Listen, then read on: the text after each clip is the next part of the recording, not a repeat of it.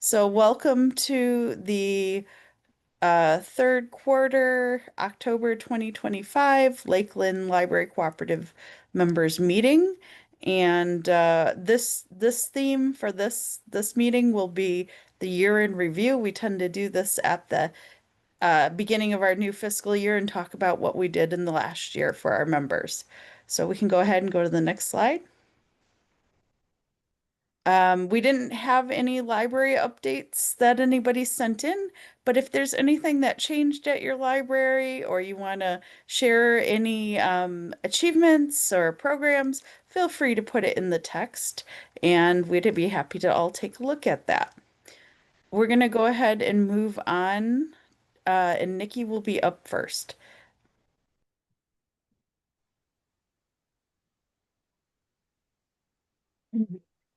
Nikki here. Just wanted to stop in and let you all know that I'm still working on group purchases for everybody. Some of the ones that we've taken care of this year are transparent language, book page, your Swank movie licensing. Um, Also been dealing with Overdrive and Overdrive magazines. Um, Went to the convention Digipalooza in Cleveland this year, and it was a really good opportunity to be able to advocate for the cooperative needs. It's something that they don't necessarily think about because they're more used to dealing with individual libraries than cooperatives. So I kind of teamed up there with Jim Flurry at TLN, the Library Network, and we kind of got our ideas across to them, kind of more what the cooperatives need to see from Overdrive. So some really neat things have come out of that. We've been working on some hold ideas and some sharing ideas. So that was a really good experience. We've also been working with Ancestry. Right now, we're working to get all of our members on the same page, essentially, um, to kind of help our purchasing power with them to make it a more even playing field for everyone. Um, so I just got an email just moments ago from them, and they have the whole list now of our libraries, and again, they're working to get us all together, and then we'll go forward from there. Newspapers.com is also carried by them. Um, so we are working on the potential purchase of that database use once we get all of our Ancestry subscribers together. So we'll keep you updated on that. We did a test with Weiss Financial Ratings this fall. The final review is still pending. So if anybody still needs to take a look at that, please do.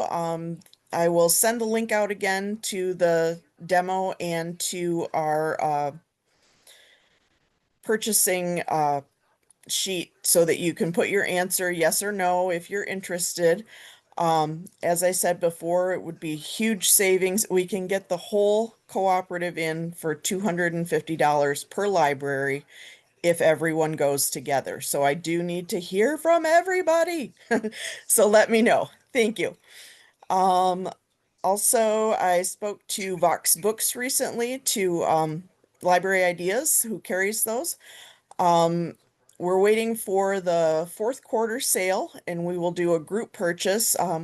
They've kind of run into some trouble, well, not trouble, recently because they had in the last year switched over to Baker and Taylor being their distributor. So now that Baker and Taylor is no more, they've lost their distributor, so they're going back to doing it themselves, which they had done before. Um, I spoke to our rep there, and she said they're taking the reins on that again and would be happy to work with us on a group purchase again. Like I said, plan to wait until the fourth quarter sale. They usually do at least 12% off, and they also do free shipping to Lakeland, and then Terry sorts it out and sends it out to you. So we're looking forward to that. Um, Again, feel free to contact me if you have any ideas for group purchases. Doesn't have to be digital. It can also be, a physical purchase. Because remember, buying as a group, better buying power, better prices. So, thank you.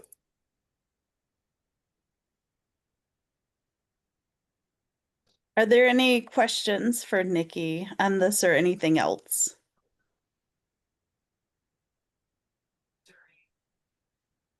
Okay, and you are always welcome to unmute or also put anything in the chat box as well. So thank you very much, Nikki. And next up, we'll go to Janet. I am Janet. I don't usually show up on the updates because most of what I do is in support of Lakeland, and so I don't have very much interaction with the rest of the library group. Or if I do, it's usually with directors or some of you who are involved with the finances. So most of what I do, I kind of approach with a couple of ideas and to really sort my ideas with my job duties. And so one is doing things efficiently with cost effectiveness and efficiency, and being transparent and with record retention and security within that too as well. That's been a new feature really lately that I've been focusing on. And so most of my duties this year, I mean, if I were to give you a review, technically my fiscal year end has not ended yet. I'm still waiting for a few things to finish out our fiscal year, a few pieces of material from different vendors and that, so I can close out the books. I just ran our final payroll this for the last fiscal year this week, so I'm still translating all that into the reports of the year end, and I'll follow up with the board on that for the next month. So as far what I could share with you, some of the other things that I've done this year was I really looked at our accounting systems and our payroll system to see about the efficiency in that. It's really not set up. We use QuickBooks and it's not very good as far as fund accounting goes. So I've been doing a lot of work with that to kind of get that switched over. We did switch over to a new payroll provider, and it's working out pretty good so far. There's still a few little kinks that I have to get out of the way, but I know that as far as efficiency, it is much faster for me to run payroll in that system. So that's a really good thing. The other thing I was looking at is after the last 5 years or so, we've really gone to online. I mean, if we had gone in the office before that and doing most of the things by paperwork, my goal would have been to have a clean desk. Now it's like everything's online, it's storage. And so I was really having difficulty being able to have retention of our financial records, because most of the records in the cooperative I'm responsible for, as far as the financial records and the HR records. And I needed a way to be able to access them a little bit easier. So I kind of did some streamlining of our records online that or in our on our file server, so that I could access them a little easier, to kind of implement a way that makes it easy for me to look at a file and know what it's for, and where it might be located. I can't just do everything by fiscal year. And so I've done a lot of work through there, and making sure that those files are stored on the secure server in an area where others can't access them unless needed. So that's been most of my year in implementing those kind of things, and it's a big task. I know that I've gone back in the last 3 years and been able to put those in a format that I can easily access and find out some information if we need to go back and look at an invoice from 3 years ago or something like that. So other than that, I don't know if I have anything else to share. I'll have more in the next month at the board meeting as far as the fiscal year end.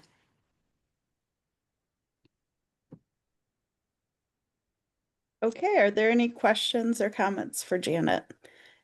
And the nice thing is she's so effective at her work, she allows the rest of us at Lakeland to keep things going and interact with you well. So you may not hear from her a whole lot, but it's because she's keeping things going so smoothly. So thank you, Janet. Okay, up next we have Terry. Hello, everyone. Good afternoon. Well, Ann, you sure picked a nice day to have this meeting. For those of you who don't know me, I'm Terry Cross. I'm the delivery and facility manager here at Lakeland. And for the next couple of minutes, I'm just going to go over kind of a yearly recap of the delivery department. It's pretty much the same as last year. We have six employees in the delivery department, two full-time drivers and four part-time sorters. We had I think it was a great thing, and this year we had no turnover in the delivery department. For a manager, that's always a wonderful thing. And our sorting schedule, we have two sorters that sort Monday and Thursday. And each one of these schedules are 5-hour days. And then Tuesday, Wednesday, and Friday, we have three sorters that sort 5 hours a day. And on Monday and Thursday, they sort about 80 books, bags and bins. And then on Tuesday, Wednesday, and Friday, it's up to 115. And it works out really good. The loads with the delivery schedules are very consistent. So we're able to, I think, efficiently schedule the delivery department. And it keeps them pretty busy for the 5-hour shift. So it's amazing how consistent the loads are at the libraries that we pick up and deliver. The next we have two drivers. Ron, he's been here for 6 years. He drives like what we call the Monday, Tuesday, Wednesday through Friday, the number 2 route. And he last year he drove a 2019 3500 Chevy Express.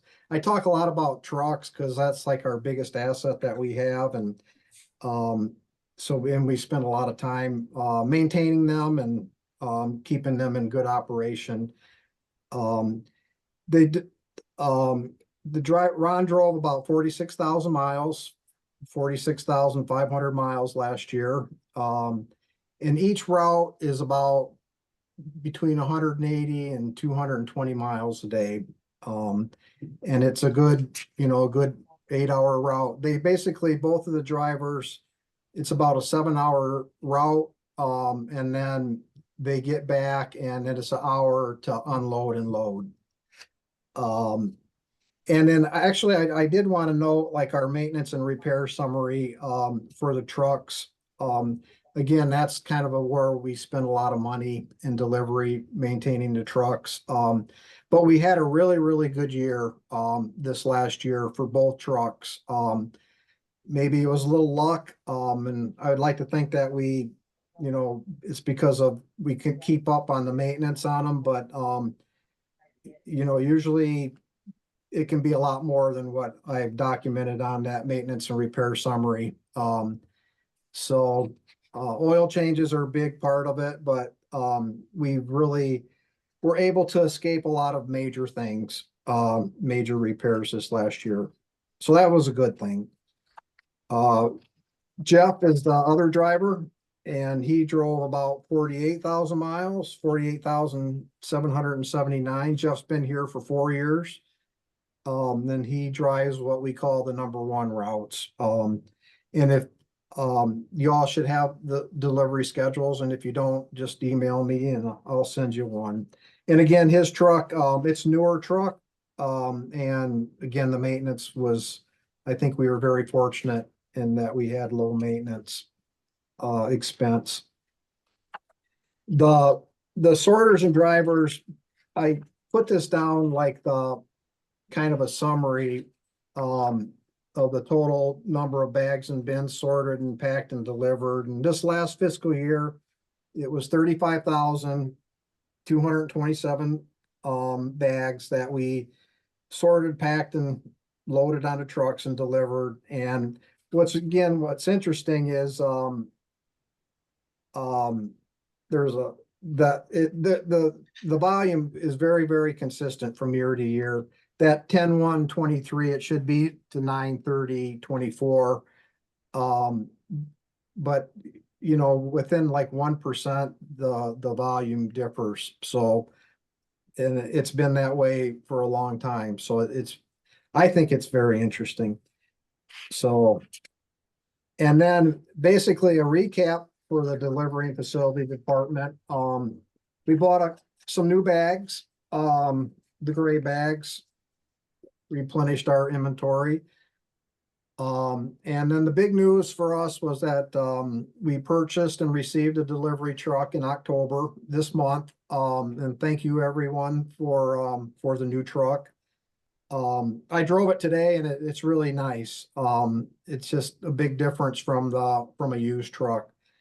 And so with that, we do have one truck for sale, and it's a good daily driver, I think, even though it has 265,000 miles. But if anyone's interested, please let me know. Maybe you could be converted into a camper or something. I don't know, but and another thing that we're doing, we are implementing a continuing education program for the drivers. We found Carol actually found a really nice program, and it's, I think, very affordable, and it's very comprehensive. And I glanced at like a preview of it, and it does go over a lot of things, even though the drivers have driven along, for a lot of years. There's a lot of little things that I think it's going to be a really, really good refresher for them. And we're planning on implementing that program soon. No later than next month. We had the parking lot resurfaced, and we did a building energy assessment. And based on the result of that assessment, we're probably going to, not we probably are, we're going to replace the internal and external light fixtures, replace them with the LED fixtures. So I think that's a good green thing to do, and it's got a couple year payback for the expense of the lights compared to the amount that we'll save, but I think it'll be a good thing to do. So if anybody, does anybody have any questions? And if you can't think of anything now, feel free to email me, or give me a call. And, yeah, so I guess that's it. Okay, thank you, Terry, for all that information. We appreciate it. We'll go on to Jeff right now. Good afternoon, everyone. I'm Jeff Lesman. I'm the Cataloging Services Manager at Lakeland. We have 3 people in our department. We have 2 other catalogers, Allison and Julie. I thought I'd go over a few of the statistics for what we've been doing in the department. We received 15,296 cataloging requests at Lakeland. And the total records we cataloged were 15,614. So we actually cataloged more than what we received, because we had a little bit of catch up from the previous fiscal year. So, but you can see we're staying on top of everything. The vast majority of those cataloged records are done by Allison and Julie. We could not do what we do without their help. They're central to what we do here. We've also added our other cataloging centers, cataloged 11,931 bib records for a total of 27,545 new records added to the system over the last year. We also added 75,000 plus records for the hoopla materials, and those I keep out separately because we don't really do a lot of cataloging with those. We just load the records, and they end up getting deleted pretty soon after we add them because the titles fluctuate quite a bit. And we also had 286 consulting contacts with member libraries, which consists of phone calls, emails, tickets, anything that we do with special requests for our work from you guys at the libraries. Let's go on to the next slide. Just a few highlights from the last year. We brought Mattel on board as a new cataloging center. So we have 4 cataloging centers now. We also established standards and requirements for all the cataloging centers, and those were implemented in October of last year. So it's been a full year. And I must say that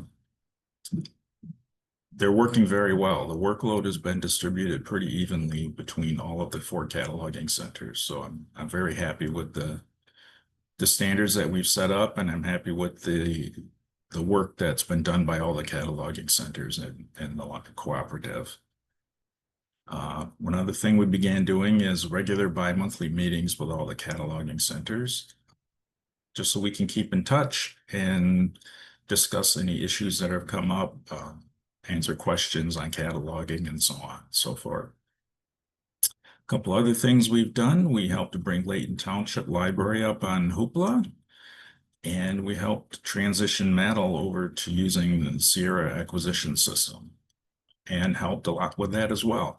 And so I appreciate her help with that. Can we go on to the next slide? Just a couple of reminders for everyone. We've noticed a lot of duplicate records in the system, a lot of the short brief bib records. So you may not be aware of this, but if you're attaching an item record, it's okay to attach to these brief bib records. If it says on order for Herrick, or if it's just an order record for Mattel or another library, it's certainly okay for you to attach your items to those records instead of creating a whole new brief bib record. We've also begun a project this year with moving juvenile graphic novels from serial records to monographic records. And all of us in all of our 4 cataloging centers are working together to complete this project. If your library would like some help doing this, please let me know. You can send an email to either one of those addresses right there. It's not an automatic process. We have to do it manually, so it does take some time, but the more we're doing at one time, the faster it does go. So if you have any questions, please let me know.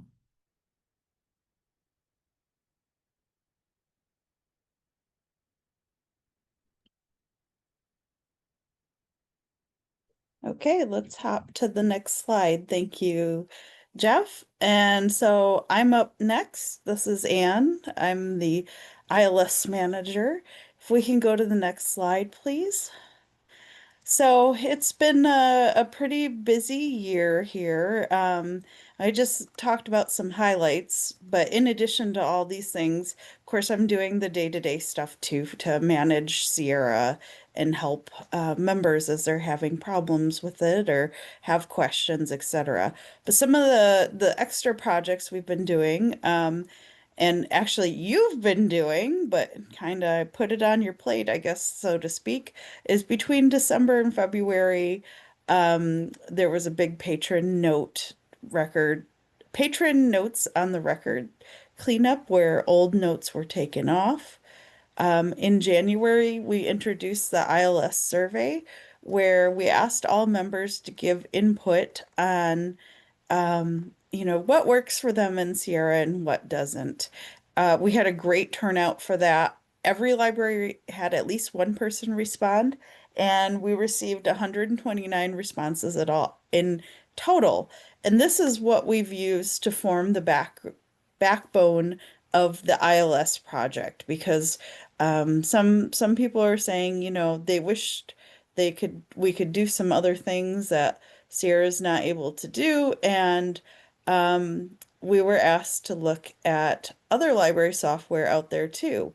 And so part of that is we keep the database pretty clean, but there's always room to do more cleanup. And if just in general, it's good to keep everything clean, but also if you do eventually go to a new library software system, you definitely want to have your collections in really good order.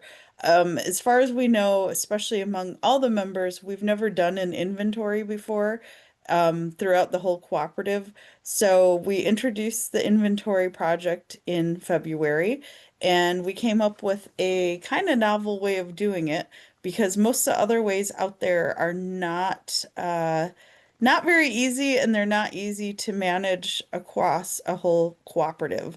So the way we're doing it, believe it or not, is probably the easiest way, at least as what's documented and available out there among Sierra users.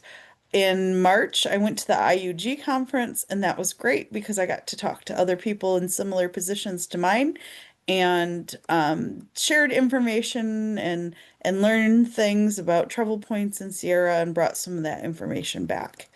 In April, we had some more training sessions on the inventory project and started the ILS evaluation committee. And this committee has, I think, around 12 members on it. And we were set up to go ahead and look at what are other options out there for ILSs. Um, and so that's been taking up a lot of time. And it's a really good project to see, what way can we take the cooperative next? And so I also want to thank all the members on that group because they've been putting a lot of time and effort into this, and we've been meeting regularly to discuss this. So in June, the committee developed the standards for the RFI. The RFI is a request for information, and this is the document that we made available on our website to any vendor, and we also sent it to selected vendors to respond about their products so that we could look at those products further. In July, we identified 5 vendors that we specifically wanted to respond to the RFI. And again, other vendors could as well. But we saw that there were 5 vendors that we thought would be most likely to meet our needs. In August, the RFI was published publicly on our website, and we also sent invitation emails to the 5 vendors. And that closed in the kind of the middle of September was a response time. Of the 5, 3 responded. They are some of the bigger vendors out there, if not the biggest. And then the 2 open source ones, one vendor chose not to respond, and the other vendor wanted to respond but was not available. And we did stick to the due date because part of that also is um, especially in the sales process, that's usually when vendors are most responsive. So there was some concern that even if in the sales process they're not able to work with us at the time, then that does give questions about the service they give and all of that. So in October, we reviewed the responding vendors to the RFI. We are putting the finishing touches on an outline of what we want them to show during the demo. And tomorrow, we're going to invite them to give demos to the committee to allow us to ask further questions and see their products in use. So it's an exciting time. After this, the committee will review the demos and we will make a recommendation for further steps. Just to be clear, we don't know what the result of this will be, of course, because we're still in the research stage. But we may find another vendor who has a product that looks like it can give us more than we currently have. Or maybe we'll find out the grass isn't always greener on the other side, and maybe we'll find, like maybe the other vendors can't do as much as Sierra or have some limitations. So we're not sure. We'll keep everybody updated on that, and it'll be interesting to see what happens going forward. On October 22nd, which is next week, Wednesday, we will be migrating to Sierra 6.4, and I sent out email about that. Basically, just, by 9 p.m., make sure to log out of Sierra. It's something that'll happen overnight. Um, and we'll have the new version. There aren't massive changes, but there is something really nice that they added a back button to when you're creating a record. So, like, for example, if you're creating a patron and you put in a wrong code, instead of having going to go all the way through the template and then go back and fix it, you can use a back button to go to the field um, that was messed up. So that's a great new feature. But nothing super ground shaking, just a couple of nice new things in it. So yeah, it's been a busy year. It's been a good year, and I'm looking forward to seeing what direction the next year will take as well. Are there any questions or comments for me? And you're welcome to put them in the chat or unmute. Okay. If not, we'll go ahead and go to Amber next. All right, hello. I am just going to give you some year-end stats before getting into some BiblioCommons announcements. So we are going to work on getting monthly Biblio app stats on the reports site. It will show self-checkout stats and also app user stats. So just for a little taste of some stats, our heaviest app user as of right now is Georgetown. Typically has between 750 and 1,000 users per month between iOS and Android.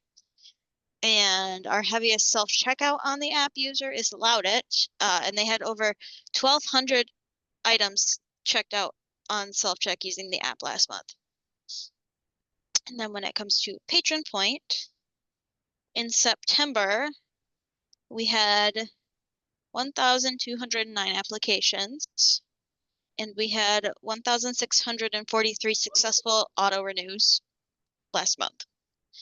For the whole last fiscal year, we had 17,981 applications and 10,407 automatic renewals. So that's over 10,000 cards you guys didn't have to take calls about, or we didn't get emails about, or what have you. They just automatically renewed through Patron Point. We are one of their more successful libraries.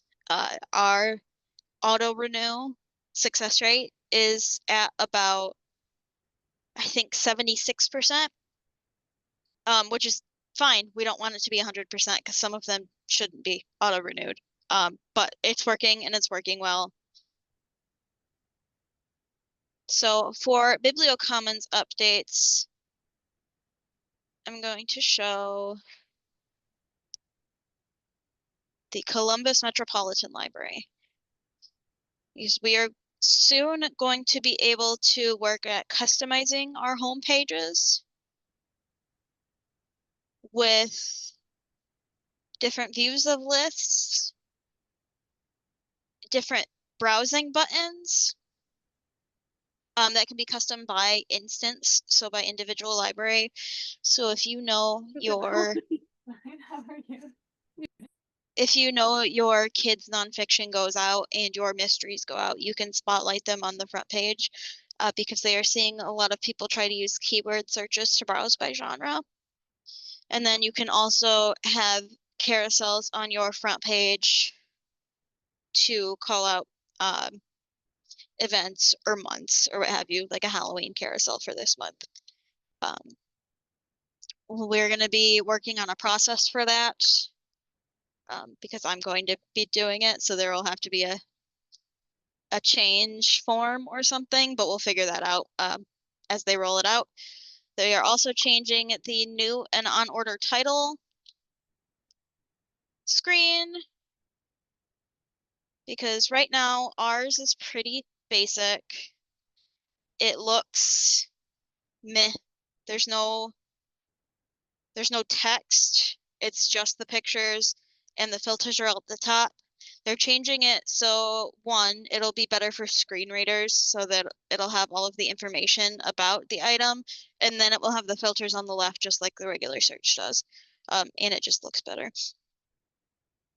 So those are some changes that are coming to BiblioCommons. And then coming to the app is also going to be those browsing buttons that you can customize by genre and what have you. But live right now, as long as you have updated to the newest version of the app, you can now filter the module on the homepage that shows you what's new at the library.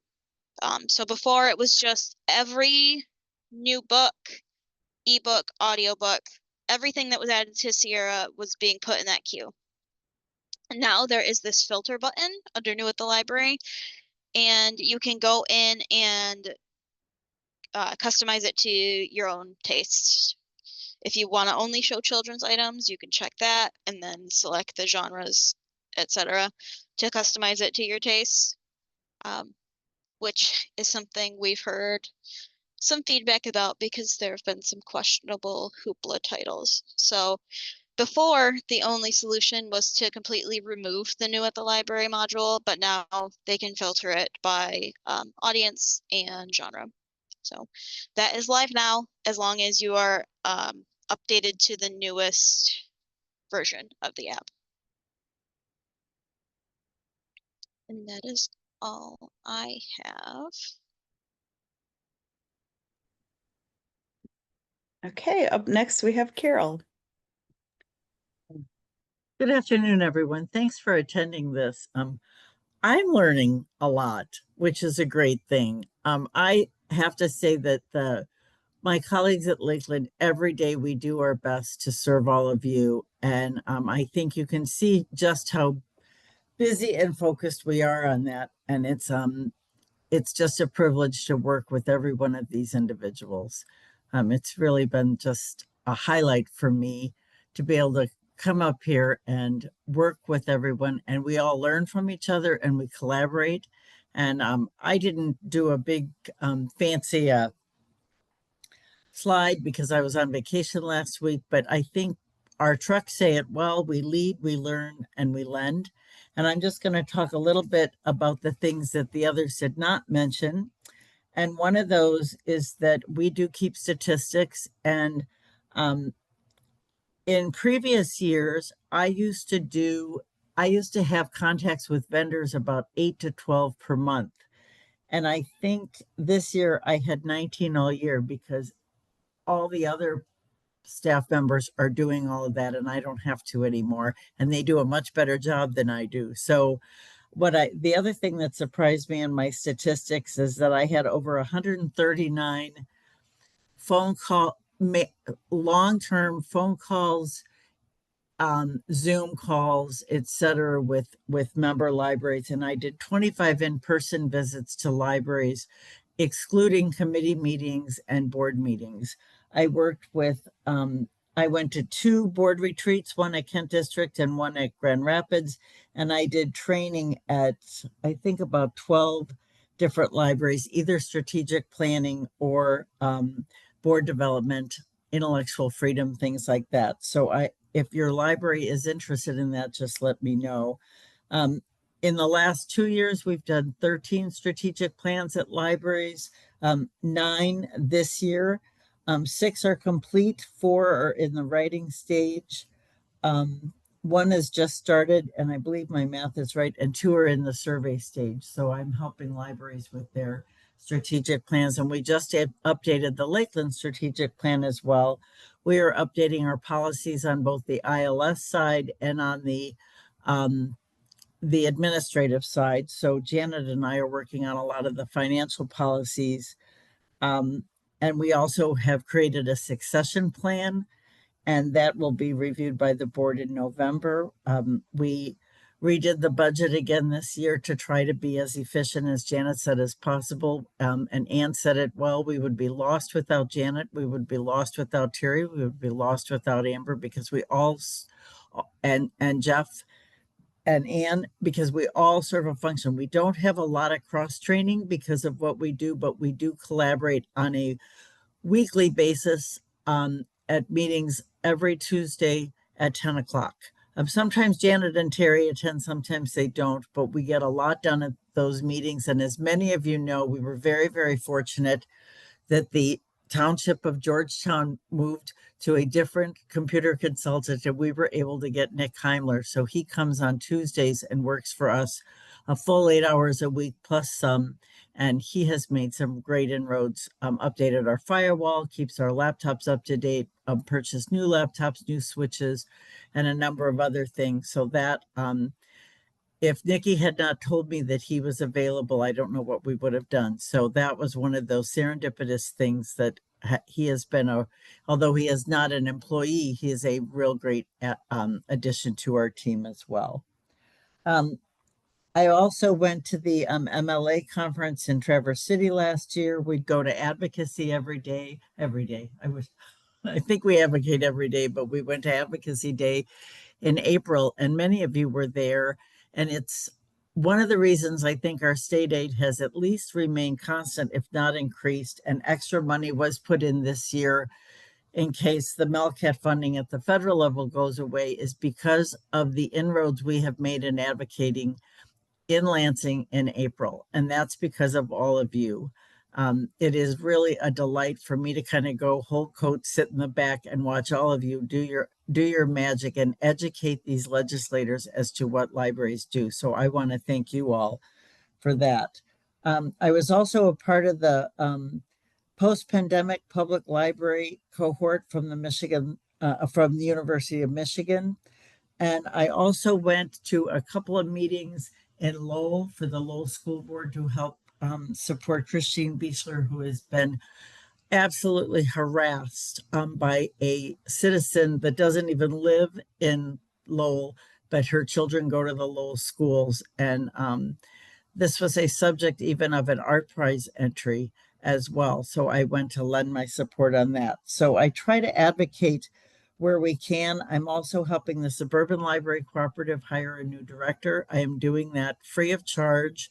I'm trying to do it more on my own time, so I'm not taking time away from all of you, but I really believe that we need to have strong library co-ops throughout the state, because strong library co-ops make strong libraries and strong directors make strong library co-op directors. So that's another thing I'm working on. We have the Michigan Library Cooperative, or the Library Cooperatives of Michigan have a new logo, and we are going to unveil the My Library Finder at Michigan at MLA. Amber has been working on that. She took her magic that she used to do the maps for Lakeland and has now done it for 395 libraries in Michigan, and will probably be mapping the world at some point, or at least other states.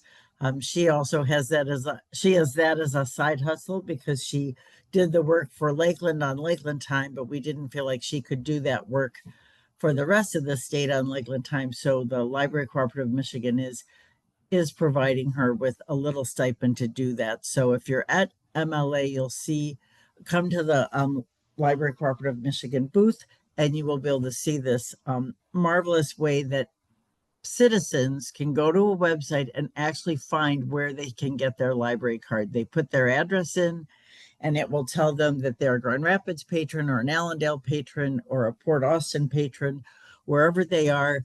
And then it gives them the information they need, because it is very difficult to know. As Cheryl Vanderwagen used to say, no one knows where they live in Michigan, meaning it's difficult to figure out where you are where you can get your library service. So that's something else that the cooperatives are working on together.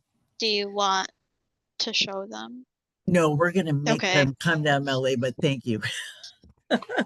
And we will be showing all of you that too. We have to show the co-op directors tomorrow first, but thank you, Amber. It is very exciting to see this, and we had a logo made for this as well. And when I showed the person who made our logo and a couple other co-op logos, when we showed her the map, she went, "Oh my God," because it's just hundreds and hundreds of little, whatever they're called, doodads, I'm going to call them, little map tags that you can click on, and then you can find out the address the links for that library. So there's a lot of things that you don't see that we do, as you've heard today, and I hope this has been informative. Thanks.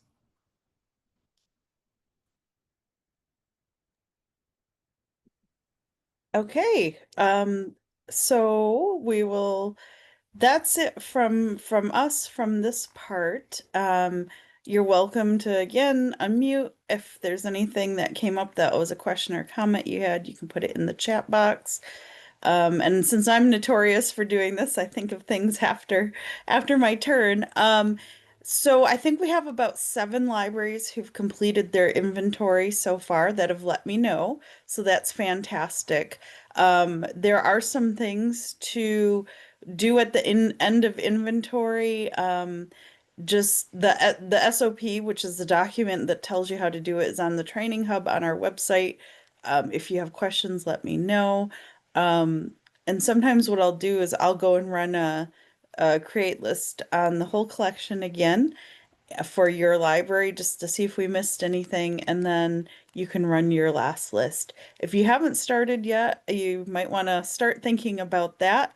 It's due in not December, sorry, March of 2026. And you can use volunteers, but they have to use a special volunteer login that only allows them to scan items into inventory, and that's for security purposes. So if you haven't started it yet, at least look over the documentation, test the process a little bit to get kind of a feel of how long that'll take you, because sometimes that can take longer than you expect. And the neat thing is, we've heard some feedback that it's really helped to clean up collections for the libraries. They found some missing things, some outstanding holds, etc. So while it's a lot of work, it has some positive effects for your collection, and we appreciate the time that you take on it. I don't see any particular questions coming in. I'll give it another second or so for those to come in. And while we're doing that, thank you also to my Lakeland colleagues for telling us what's been happening in the last year. The reminder is the next quarterly meeting will be in January of 2026. Kind of crazy to think of after the holidays already, but that'll be here sooner than we know about. We usually try to have it about the third Thursday of the month. Yes, this is the third Thursday at 1:30 p.m. And the thing is, we want to know from you are what topics would you like to see in future quarterly meetings? These meetings are for you. They're meant for all members because we know not all not all library staff come to the advisory or the board meetings. So we want to make it a chance for you to talk to us and us to talk to you about what's on in the cooperative. And also too, in case members aren't able to get to the meetings, this is held online to help with that. So think about that. I don't see any questions. So right now I'm going to stop the recording.